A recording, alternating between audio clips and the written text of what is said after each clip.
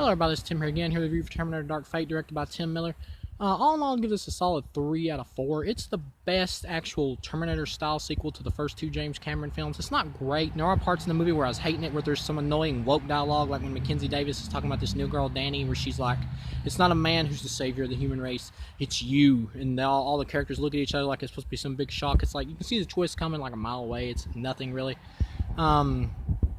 And Tim Miller said some really stupid, like, SJW stuff before this movie came out. I ignore that when I go into a film. I just take the film as a film. For the most part, this movie's not really woke. It's just kind of a Terminator action movie for the most part. There are a couple annoying woke lines, but they're few and far between. But when they do hit, they are bad, and they did bring the movie down for me. I was hating it at one point because of the stupid, it's not a man, it's you line or whatever, trying to shove in your face. That was the only time I really felt like it was really coming in my face. If you hear anything in the background, I'm sorry about that. I'm next to the road. But that was the only time I really felt like the movie was trying to shove it in my face. Gabriel Luna has the greatest personality for a Terminator. He's really cocky.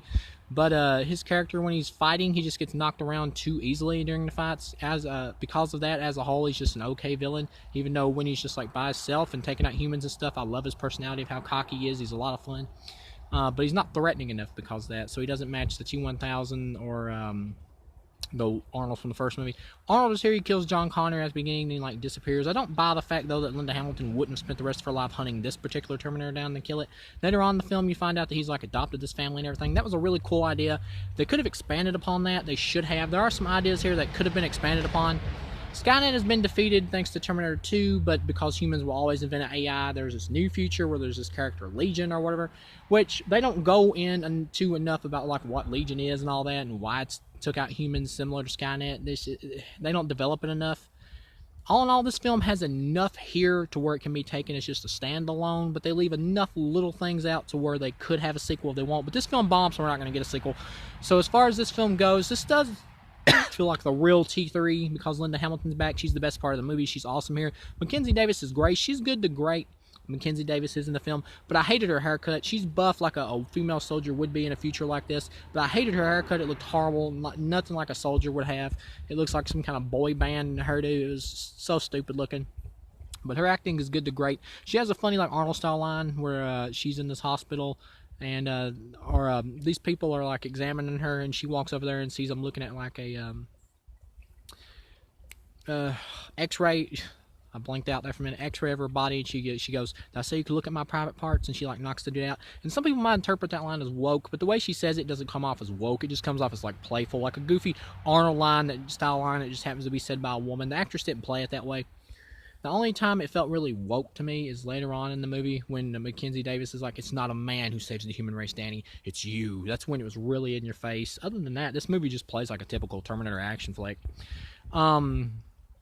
I love like the development for Arnold by the end, where he sacrifices himself to kill the Rev 9 villain, where he goes for John and he blows himself up and takes out the Rev 9. I like that Mackenzie Davis dies too, and only Sarah Connor and Danny, the character Danny, lives. One thing, the actress who plays Danny is extremely miscast. She does a passable job as like the young Danny, but she's like miscast because she doesn't fit as someone who's going to be like the leader of the resistance, because we're supposed to buy that she's like a big-time employee, or well, we're supposed to buy that she's like working at this auto place or whatever, mechanic place, but she looks like a little girl. Like she could play like a Disney Channel middle schooler or whatever, or high schooler. She just looks so out of place.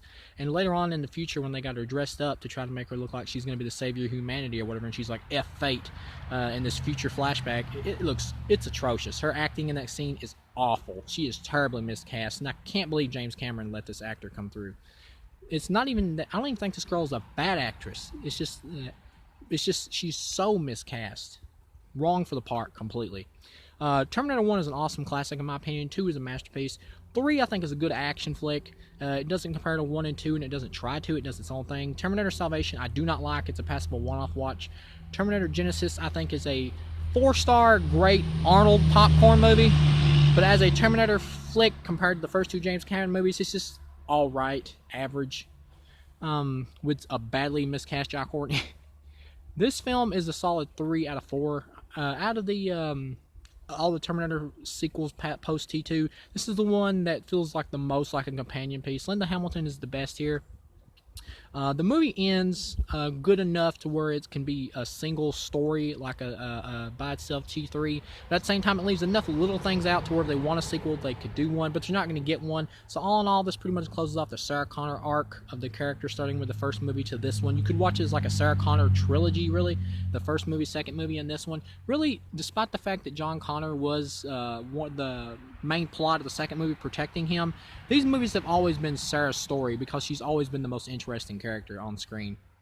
Now you could say, yeah, they could have took the time to develop John and all that, but no matter what, developing John, he would still just end up as like the savior of humanity type character. John by himself is just not interesting enough, no matter how they would have wrote it. Honestly, I don't think, because he's just the God, the Christ-like figure. Once he saves everything and all that, the story's just not that interesting. It just becomes a war movie like Salvation. It's just not that interesting. No matter how you shoot it or how you do it, it just would not be that interesting. Terminator is most interesting when it's about time travel and when it is focusing on Sarah Connor. That's just, it really is. Yeah, Linda Hamilton is awesome here. All in all, it's a good, solid flick. There, like I said, the woke part where Mackenzie Davis is giving the speech of it's not a man, it's you. I was hating it right then, but all in all, I had a good time with the movie as a whole. There's some really fun action. The villain is okay. He has great charisma, but he just gets beat down too easy. He's better than anybody post. Well, actually, I take it back. I like the John Connor Terminator, nanobot Terminator from Genesis better than this guy. But, I mean, in terms of, like, being threatening. But this one's... His personality is my favorite, though. I just love his fun personality. But when it comes to actually being a threatening villain, he's just okay because he's not directed the right way. Like, he just gets beat down too easy. But, yeah, all in all, it's a good flick. So, thank you guys for watching, and I'll see you again.